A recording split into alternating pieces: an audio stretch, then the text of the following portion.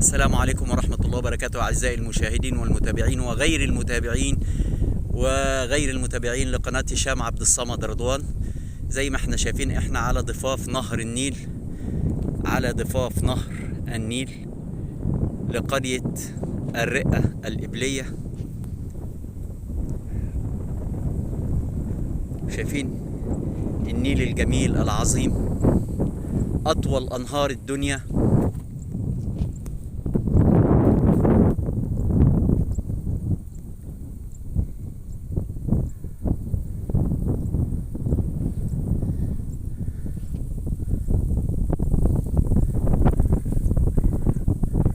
اتكلمنا قبل كده، قلنا ان الفلاح المصري ذكي جدا، راجل بيقتطع جزء بسيط جدا جدا من الارض، يزرع فيه نخل، يزرع فيه اشجار موالح، تكعيبة عنب. طبعا ده مسجد صغير وسط الحقول، وسط الاراضي الزراعية، علشان طبعا عارفين ان هنا الفلاحين برضو من الناس اللي متمسكة جدا بالعبادة، تسيب كل حاجة في ايديها وتأدي فرض ربنا، الصلاة. الجو هنا طبعا ممكن يكون صوت الهواء طالع، لكن الهواء هنا جميل.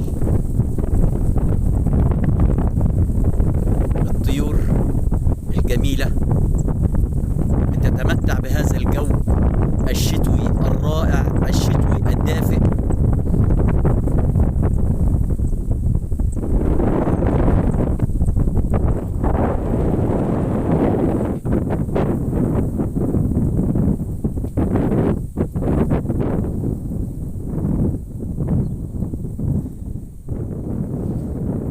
طبعا في وسيلة انتقال، يعني ممكن نعدي البر الغربي من النيل عن طريق معدية لسه كنا مصورينها في أول الفيديو. والمعدية دي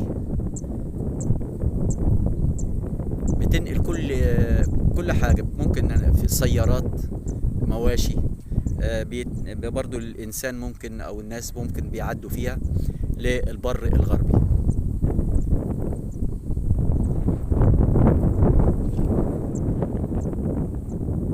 جو جميل جدا في الشتاء واحنا واقفين على نهر النيل. جو دافي جدا رغم ان فيه هواء، بس هواء دافي جدا. بسم الله ما شاء الله، والشمس ساطعة في السماء.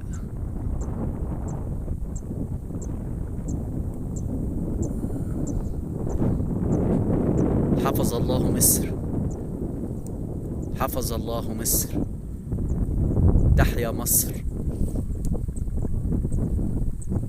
تحيا مصر،